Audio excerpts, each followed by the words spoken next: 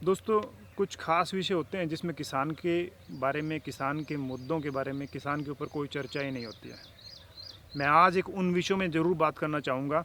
पूरी वीडियो ज़रूर देखें और जितना हो सके उतना शेयर करें ताकि किसान भाइयों तक या किसी हमारे नेता तक ये खबर पहुँचे, ये वीडियो पहुँचे, ताकि हमारे बारे में कोई सुनने वाला, कोई सुनवाई करने वाला, कोई हमारी बात को आगे बढ़ाए।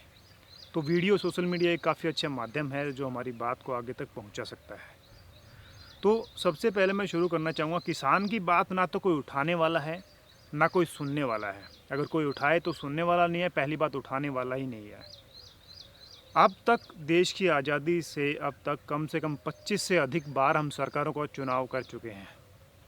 हर बार यही मुद्दा होता है कि किसान की आमदनी, किसान मजदूर की आमदनी बढ़ाई जाए, गरीबी को ख़त्म किया जाए, लेकिन गरीबी और किसान की आमदनी, अब तक किसान की आमदनी नहीं बढ़ी है, ना ही गरीबी ख़त्म हो पाई है।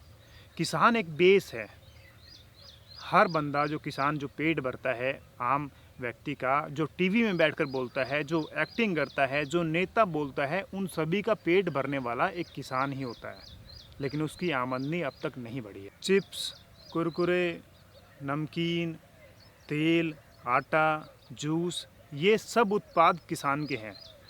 इन किसानों के उत्पाद से प्रोसेसिंग होके ही ये सारी चीज़ें आगे बढ़ती हैं, पैकिंग होके बिक्री होता है। चिप्स के अंदर 10 रुपये जो बिक्री चिप्स का मूल्य होता है, उसके अंदर मात्र 40 ग्राम के आसपास उसमें चिप्स होती है। आप 1 केजी में कन्वर्ट करेंगे, आपको पता लगेगा उसका 300 रुपये केजी रेट उसका जाता है। किसान का आलू जो 3 रुपये केजी में नहीं बिकता है, उसका कीमत 300 रुपये किलो हम खरीदते हैं, हमारा मार्केट में बिकता है 100 गुना ज़्यादा। आटे की बात की जाए तो किसान का आटा 18 से 20 रुपये किलो मैक्सिमम बिकता है। 1925 रुपये MSP सरकार ने मिनिमम सपोर्ट प्राइस रखा है। उस आटे का प्राइस आपने देखा होगा 30 रुपये केजी वो बिक्री होता है। 50% ग्रोथ हो जाती है, लेकिन किसान की आमदनी का कोई, किसान के प्रॉफिट का कोई आइडिया ही नहीं है। अगर आप जूस की बात की जाए तो 1 लीटर जूस 100 रुपये के आसपास बिकता है और उसके अंदर 20% से अधिक जूस नहीं होता है। किसान की मौसमी का आप पीछे पेड़ देख रहे हैं, ये 10 रुपये भी बहुत बार नहीं बिकता है। 8 रुपये, 6 रुपये, 5 रुपये किलो भी ये बिकते हैं। हालांकि सरकार ने इसको सपोर्ट किया है बागवानी के लिए, लेकिन इसकी बिक्री नहीं होती है। 20%, जब 100 रुपये 1 लीटर जूस बिकता है, उसके अंदर 20% होता है, तो 20 रुपये किलो भी अगर हमारी मौसमी बिकती है, किन्नू बिकता है, तो आप आइडिया करें, सिर्फ 4 रुपये का जूस होता है उसके अंदर, और वो बिक्री होता है 100 रुपये में।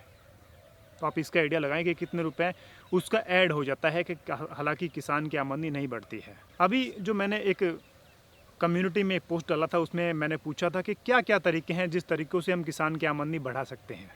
बहुत से भाइयों ने लिखा था कि प्रोसेसिंग यूनिट लगाई जाए, बहुत से भाइयों ने लिखा था कि कॉस्ट कटिंग, कॉस्ट को कम किया जाए। लेकिन मैं बताना चाहूँगा, प्रोसेसिंग यूनिट सभी के लिए संभव नहीं है, सभी किसान नहीं लगा पाएंगे। फिर वही बिजनेस खड़ा हो जाएगा। जो भी बंदा शुरू करेगा वो किसानों से फिर उसी तरह खरीदारी करेगा और उसके खुद के रेट में बिक्री करेगा। इसलिए मुझे ये आइडिया बिल्कुल पसंद नहीं आया। कॉस्ट कटिंग की बात की जाए, किसानों की लागत कम की जाए, तो लागत कम करने का कोई सवाल ही नहीं खड़ा होता है, कोई उसका अच्छा सोल्यूशन नहीं है। क्यों? क्योंकि जब 1 एकड़ से गेहूं का उत्पादन 18 से 20 क्विंटल होता है, तो 18 क्विंटल गेहूं का मूल्य, बिक्री जो हमारे पास 35-36 हज़ार रुपये आते हैं, उस 35-36 हज़ार जो 6 महीने के अंदर हमारे पास किसान के पास आते हैं, तो 5-6 हज़ार रुपये हर महीने किसान को बिना इनपुट कॉस्ट डाले भी मिलते हैं। तो क्या फ़ायदा होगा इसका? कोई फ़ायदा नहीं है। इनपुट कॉस्ट डालने का, कम करने का कहीं भी कोई फ़ायदा नज़र नहीं आता है। बहुत से भाइयों ने कहा था कि हर किसान अपना माल खुद बेचे, तो हर किसान के पास संभव नहीं है कि वो अपना माल खुद बेच पाएगा, तो ये भी कोई सोल्यूशन ज़्यादा अच्छा नहीं है। फिर बात आती है कि फिर कहते हैं कि अपना किसान उत्पादन बढ़ा ले।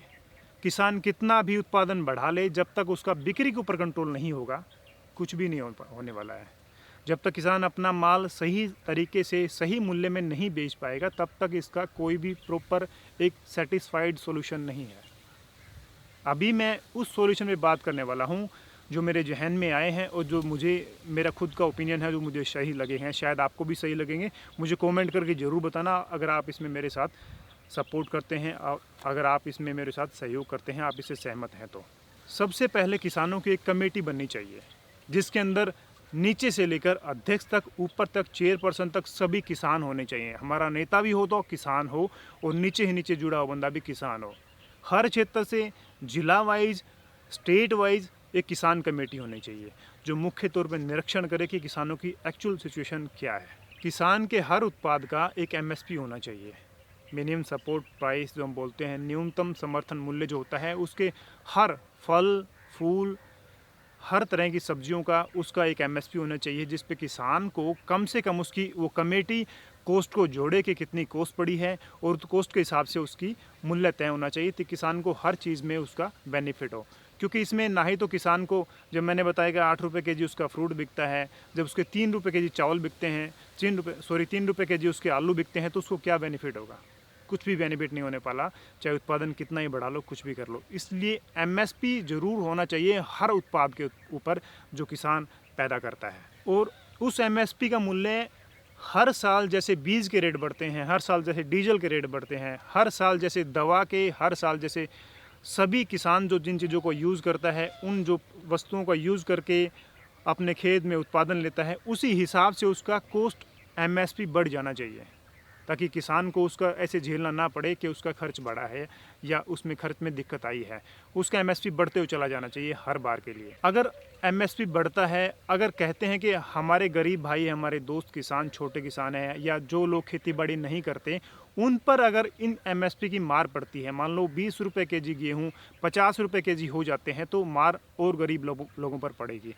तो मैं उसमें बताना चाहूँगा, किसान जैसे गैस सिलेंडर के ऊपर सब्सिडी मिलती है, जैसे हमारे पूरी कॉस्ट लेते हैं हमारे से और फिर हमारे खाते में वापस ट्रांसफ़र पेमेंट आ जाती है, इसी तरह से किसान के खाते में जब मंडियों में माल बिकता है, गेहूँ या जो भी फसल बिकती है, उसका वापस किसान सब्सिडी के तौर पे किसान के खाते में वो सरकार वो पेमेंट दे, ताकि किसानों को उसमें लाभ हो और किसान अपने हिसाब से सब्सिडी देकर उन आम लोगों के लिए वो उत्पाद, वो अनाज मुहैया करवा सके। सभी बिचौलियों को किसान के बीच से ख़त्म कर देना चाहिए। जब भी किसान का उत्पाद जो भी होता है, सभी बिचौलियों को ख़त्म कर देना चाहिए। और इसका एक अच्छा खासा उदाहरण मुझे समझ में आया, मुझे अच्छा लगा, उसका एक अच्छा खासा उदाहरण है FPO, जो सरकार ने पहल कर रखी है कि FPO बनाओ। FPO में कैसे काम होता है? Farmer producer organisation.